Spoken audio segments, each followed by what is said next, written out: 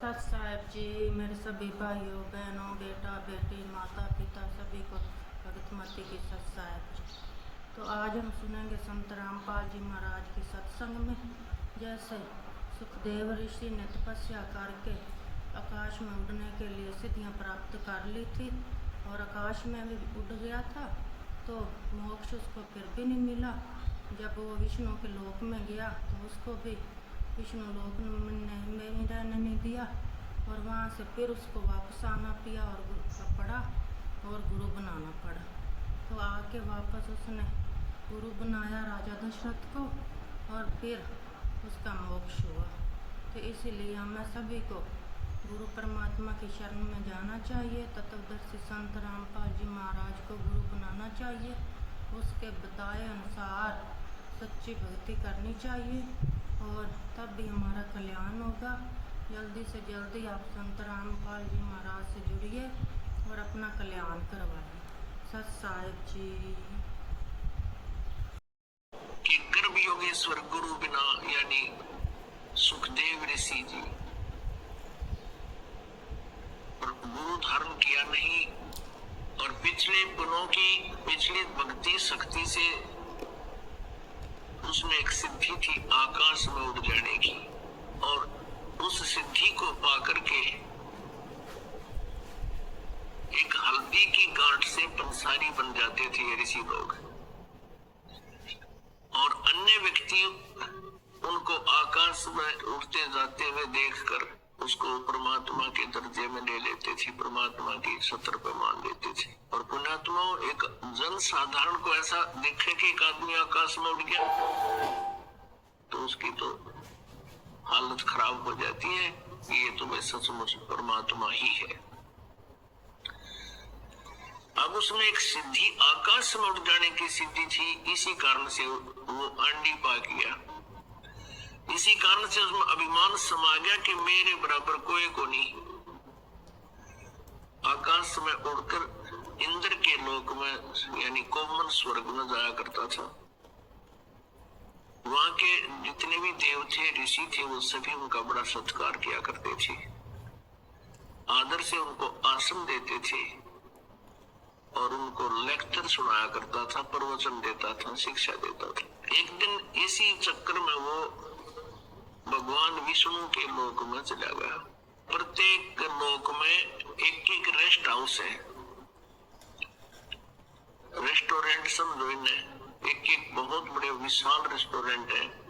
और वहां पर जो जैसे विष्णु जी का जो भक्त साधक है उसने विष्णु जी को इष्ट मानकर जो दान पुण्य किए, जो भी कोई कथा ज्ञान यज्ञ किया, उस आधार से वो विष्णु लोक में चले जाते हैं और वहां उनको एक रेस्टोरेंट यानी उस स्वर्ग में अलग से व्यवस्था की जाती है और उनकी अपनी ही पुण्य कमाई होती है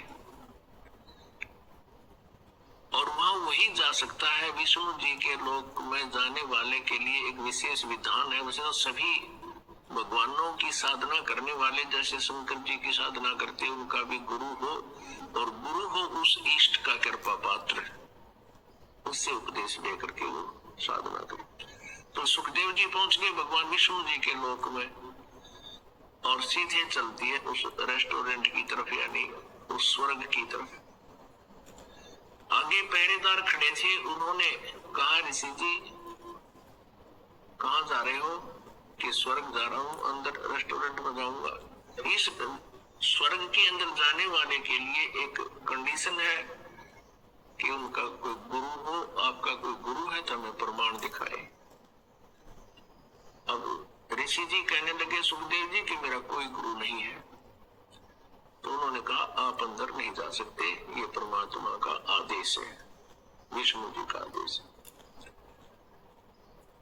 अब उधर से उसने जिद पकड़ ली, हट कर लिया कि मैं तो अवश्य इसमें जाऊंगा, गुरु हो या ना हो तुम इस चीज से क्या लेना देना है।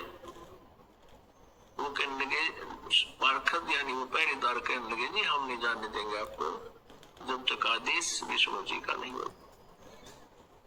तो उन्होंने कहा विष्णु जी से मेरी बात कराओ। इतना हवा में उठ रहा था वो। अब वो सेवादार गए सेवक भगवान से प्रार्थना की, प्रभु एक सुखदेव नाम के ऋषि आए हैं और स्वर्ग में जाने की हट कर रहे हैं। विष्णु जी ने पूछा, फिर तुमने अलाउड क्यों नहीं किया, जाने देते उनको? कि प्रभु आपके आदेश अनुसार उनके गुरु नहीं है, इसलिए हमने नहीं जाने दिया, उन्होंने गुरु नहीं बना रखा। तो विष्णु जी कहने लगे, अच्छा फिर नहीं जाने देना। तो कहते चल मैं चलता हूँ। विष्णु जी आए बाहर अपने रेजिडेंस से और सुखदेव से कहा, हाँ भाई ऋषि जी यहाँ कैसे आए तुम? अब वो सुखदेव के मन में एक और ऐसा विचार था कि भगवान विष्णु मुझे शाबाशी देंगे और यूं कहेंगे, वाह भाई मैं ऋषि जी आपने तो बहुत अच्छी उपलब्धि की है और यहाँ आकाश में उड़ कर आ गया। और जब उन्होंने एक ही शब्द बोला कि यहाँ किस लिए आए ऋषि जी, कैसे आना हुआ यहाँ पर, यानी ढंग से बात नहीं करी, आज जी सिट्टी फिट्टी तो उसकी वही गुम। फिर कहने लगा, प्रभु मैं यहाँ विश्राम करना चाह रहा था कुछ दिन स्वर्ग में। अब विष्णु जी को पता तो था ही, फिर भी पूछा, क्यों भी तुमने क्यों नहीं अंदर जाने दिया सेवादारों? सेवादारों ने बताया, प्रभु उनका कोई गुरु नहीं है। तो विष्णु जी ने कहा कि ऋषि जी आपने गुरु नहीं बना रखा, नीची गर्दन कर लिए। कहने का नहीं जी। विष्णु जी ने कहा, भाई यहाँ तो वही व्यक्ति आ सकता है जिसने कोई गुरु बना रखे, और बिना गुरु के भक्ति सफल होगी नहीं ऋषि जी तेरी। और फिर क्या बोलता है कि जी मेरे समान पृथ्वी पर कोई व्यक्ति नहीं है जिसको मैं गुरु बनाऊं। भगवान विष्णु ने कहा कि यह भी तेरी भूल है व्यास के बेटा, व्यास पुत्र, यह भी तेरी भूल है, ये तेरा एम बोल रहा है।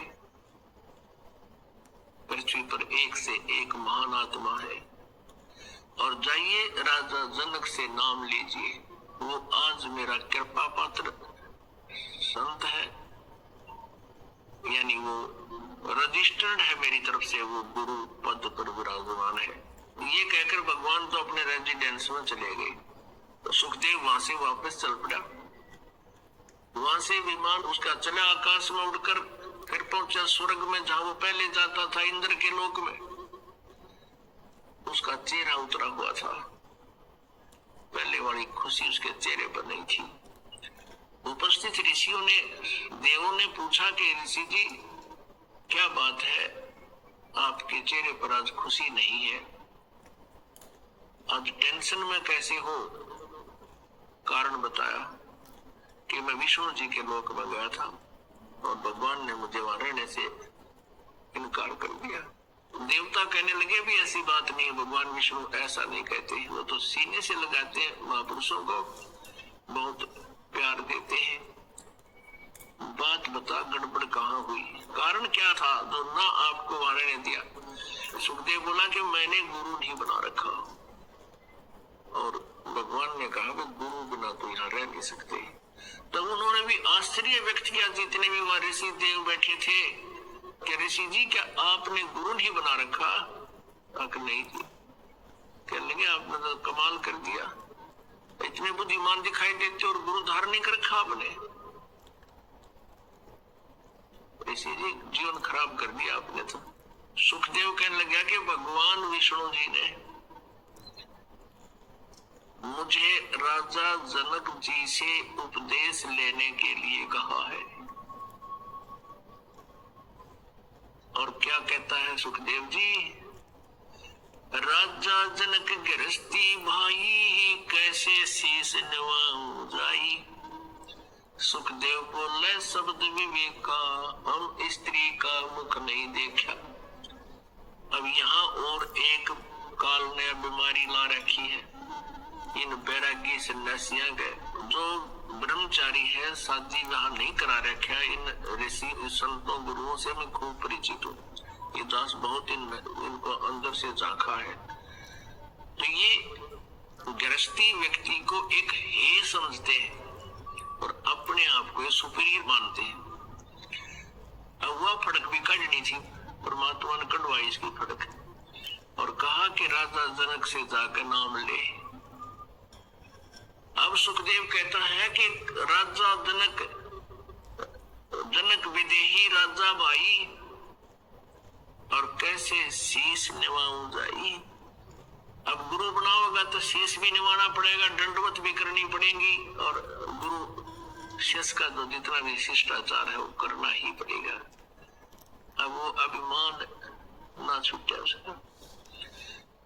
तो कहने लगे वो ऋषि जो समझदार थे, नारद जैसे, कहने लगे महाराज जी एक बात बताओ, अब आप एक तरफ तो परमात्मा के लिए प्रयत्न कर रहे हो, उधर से परमात्मा ने यानी विष्णु जी ने आपसे ये आदेश दे दिया कि उसको गुरु बनाओ, और फिर भी आप अगरम मगरम कर रहे हो। आपकी बुद्धि कहाँ चली गई। फिर वो समझाने लगे कि भाई आज हम सभी देव हैं, और भगवान रुष्ट हो गया, भक्ति बनी नहीं तो कल को गधा बनेंगे। अब उसके जब गधा शब्द कहा उन ऋषियों ने, सुखदेव के एकदम करंट सा लगा, या मेर है मालिकी, जो जाकी शरणा बसे ताको ताकी लाज, और जल सोही मछली चढ़ जाती और बह जाते गजराज। जो व्यक्ति, जो साधक जिस भी इष्ट की शरण लेकर उसकी साधना उसमें समर्पित है, वो उसकी मदद करता है, उसको प्रेरणा देता है, गुप्त रूप से, प्रत्यक्ष रूप से, या किसी के माध्यम से, जितनी उसकी क्षमता होती है। जो जाकी शरणा बसे ताको ताकी लाज, जल सोही मछली चढ़ जाती बह जाते गजराज। अब जिसकी भी जिस इष्ट से संपर्क होगा, साधना होगी, जिस इष्ट की उसने शरण ले रखी है, वो इष्ट अपने साधक की अवश्य मदद करने की चेष्टा करता है, जितनी उसकी क्षमता होती है। उदाहरण के लिए समझ लीजिए, जैसे आपकी मित्रता किसी एसएचओ तो होगी, और मित्रता भी खरी हो, उन्हीं की मदद मिलती है। तो आप जी जब उस पुलिस स्टेशन जाओगे जिसकी मित्रता उसके साथ है, तो निर्भय होकर पहुंच जाता है, और जाते ही उसका मित्र उसको कुर्सी देता है, चाय पिलाता है, और उसको उसमें कितना घूमा, कहीं सोए, नो प्रॉब्लम, कहीं बैठे। और आम व्यक्ति उस पुलिस स्टेशन की तरफ जाते हैं भी डरे, तो उसको कितना सहारा मिल गया। ऐसे ही मान लीजिए किसी की एसपी से हो जाती है मित्रता, तो और ज्यादा सुविधा वो दे सकता है। किसी की फिर मंत्री से हो जाती है मित्रता, तो मंत्री मित्र अपने उस शरणागत को और ज्यादा सुविधा दे सकता है। और इसी प्रकार यदि मुख्यमंत्री या प्रधानमंत्री से हो जाए तो फिर अलग से ही सुविधाएं उनको मिलती है। तो ऐसे ही हम जिस भी इष्ट की साधना शरण लेकर के कर रहे हैं, वो उसकी मदद करता है और उसको उसकी लाज होती है। उदाहरण देते हैं परमात्मा कबीर देव जी कि जैसे ऊपर से पानी गिर रहा है बहुत नीचे को 10-10, 20-20 फुट, क्योंकि मछली का जल से विशेष लगाव है, वो उसकी शरण है। उससे बाहर होते ही 2 मिनट में तड़प कर मछली मर जाती है। तो कहते हैं उस जल ने भी फिर उस मछली को छूट दे दी, तो कितने आ जा, तुझे कोई प्रॉब्लम नहीं, कोई रोक टोक नहीं। ऊपर से नीचे को जल गिर रहा है झरने का, और मछली नीचे से ऊपर जा रही है, नो प्रॉब्लम, ऊपर पहुंच जाती है बिल्कुल, क्योंकि उस मित्र जल ने उसको छूट दे दी है।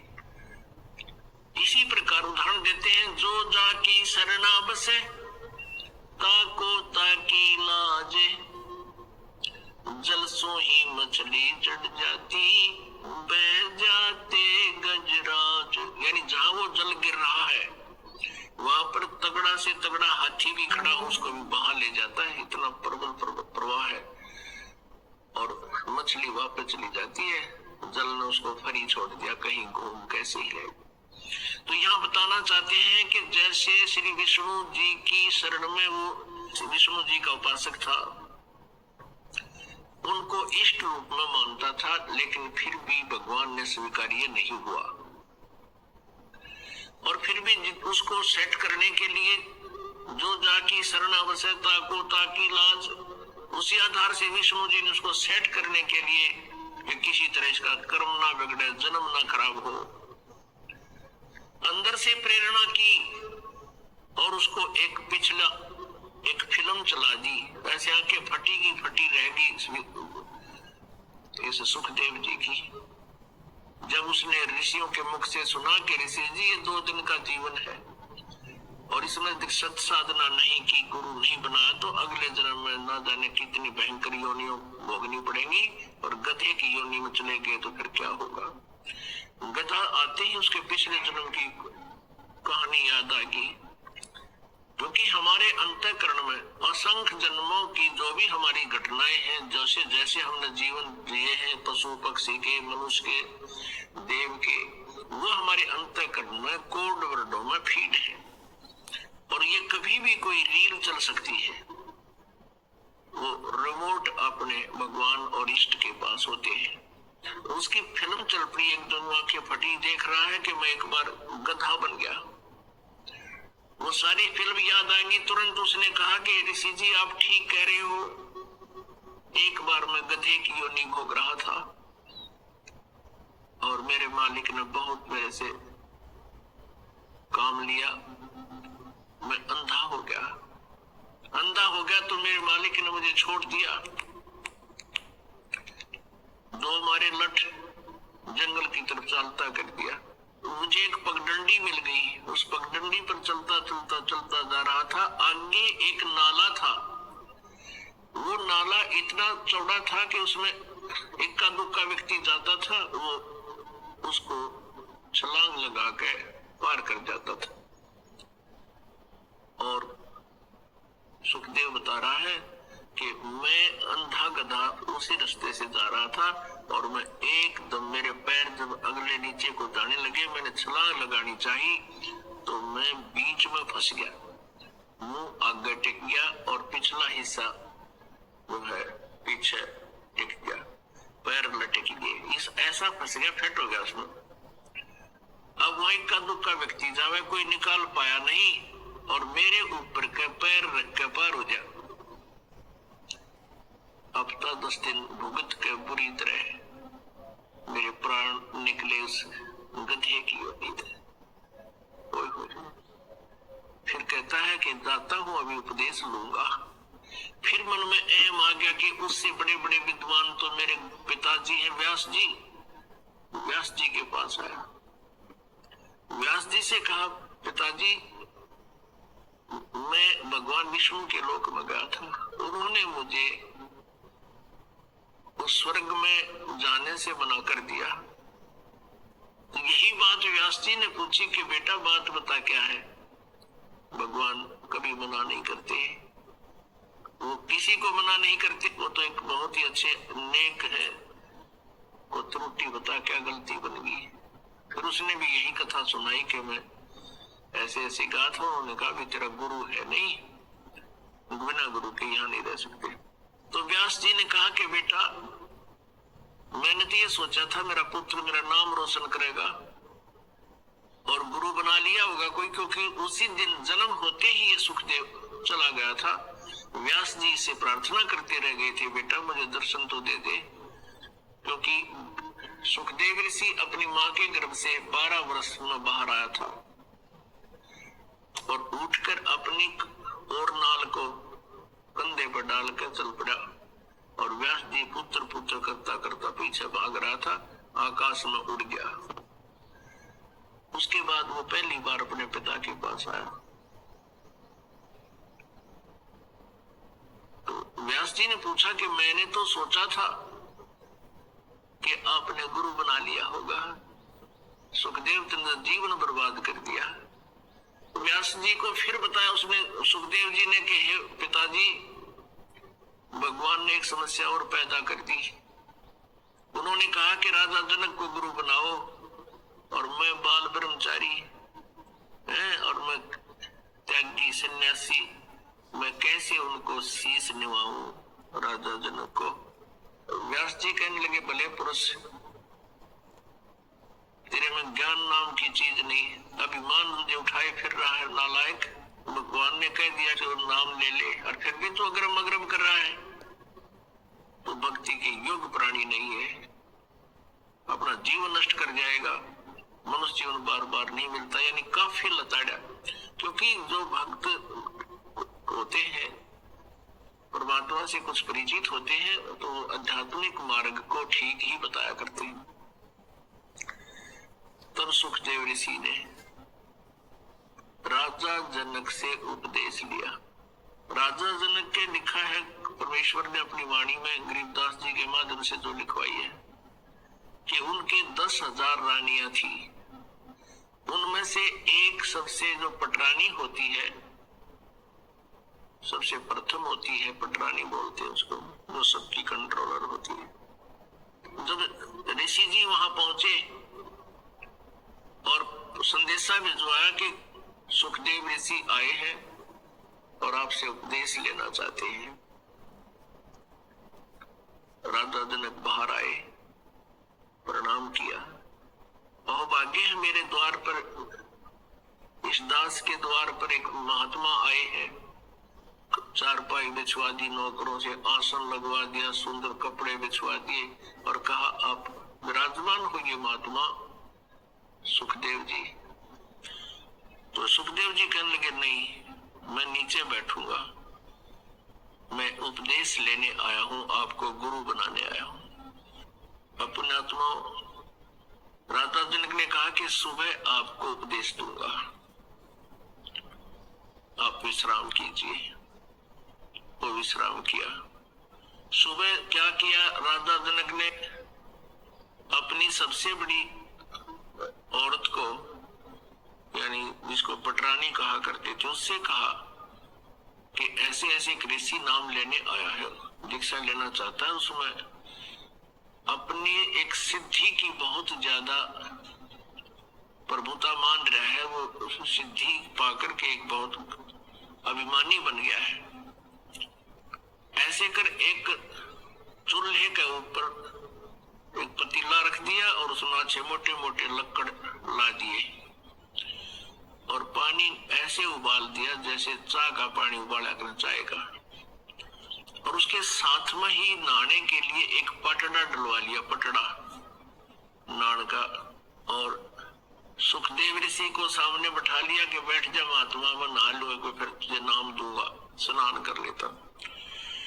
वो जो पटरानी थी, वो बड़ी जो औरत थी, सबसे पहली पत्नी थी, वो क्या करती है, राजा जनक बैठ के पटड़े पे, और उधर से वो क्या करती है, उस उबलते हुए जल को लोटे में भर के और राजा जनक के सिर पे चोटी में डाले और हाथ नवावे सारे कमर कमर पे, और वह पानी उबलता न्यू उठा के राजा जनक के सिर पे डाले और सुखदेव न्यू हुए।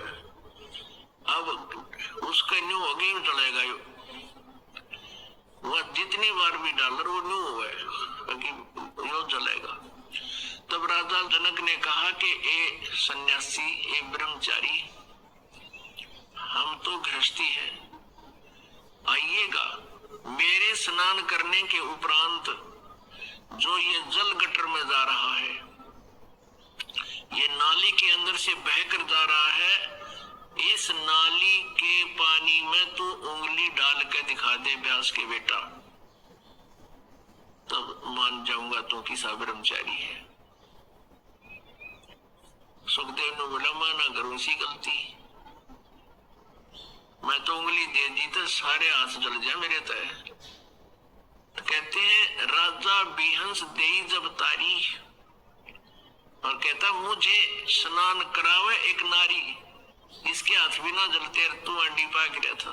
तो जैसा भी राजा जनक को ज्ञान था, वो राजा जनक ने अपने उस शिष्य सुखदेव को सुनाया।